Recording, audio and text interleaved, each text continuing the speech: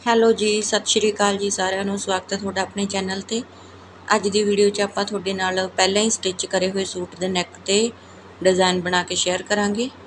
ਸੋ ਜੁੜੇ ਰਹੋ ਵੀਡੀਓ ਦੇ ਨਾਲ। ਜੇ ਤੁਸੀਂ ਚੈਨਲ 'ਤੇ ਪਹਿਲੀ ਵਾਰੀ ਹੋ ਤਾਂ ਪਲੀਜ਼ ਚੈਨਲ ਨੂੰ ਸਬਸਕ੍ਰਾਈਬ ਜ਼ਰੂਰ ਕਰ ਲਿਓ ਜੀ।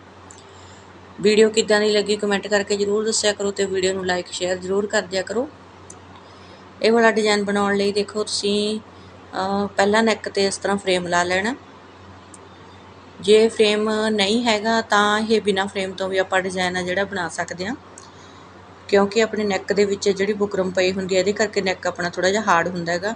ਸੋ ਇਹਨੂੰ ਆਪਾਂ ਆਰਾਮ ਨਾਲ ਇਹਦੇ ਉੱਤੇ ਜਿਹੜੇ ਸਟਿਚ ਨੇਗੇ ਬਿਨਾਂ ਫਰੇਮ ਤੋਂ ਵੀ ਬਣਾ ਸਕਦੇ ਹਾਂ। ਸੋ ਬਾਕੀ ਬਣਾਉਣਾ ਕਿਸ ਤਰ੍ਹਾਂ ਉਹ ਤੁਸੀਂ ਵੀਡੀਓ ਨੂੰ ਦੇਖੋ, ਧਿਆਨ ਨਾਲ ਦੇਖ ਲਿਓ ਅਤੇ ਦੇਖਣ 'ਤੇ ਹੀ ਤੁਹਾਨੂੰ ਸਮਝ ਆ ਜਾਊ ਵੀ ਆਪਾਂ ਨੇ ਕਿਸ ਤਰ੍ਹਾਂ ਬਣਾਉਣਾ ਗਾ। ਇਸ ਤਰ੍ਹਾਂ ਤਾਂ ਆਪਾਂ ਇਹਨੂੰ ਫਰੇਮ ਲਾ ਕੇ ਬਣਾ ਸਕਦੇ ਹਾਂ ਅਤੇ ਅੱਗੇ ਆਪਾਂ ਤੁਹਾਨੂੰ ਇਹ ਬਿਨਾਂ ਫਰੇਮ ਤੋਂ ਵੀ ਤਿਆਰ ਕਰਕੇ ਦਿਖਾਇਆ। ਸੋ ਪਲੀਜ਼ ਜੇ ਵੀਡੀਓ ਵਧੀਆ ਲੱਗੀ ਤਾਂ ਲਾਈਕ ਸ਼ੇਅਰ ਅਤੇ ਕਮੈਂਟ ਜ਼ਰੂਰ ਕਰਕੇ ਦੱਸਿਓ।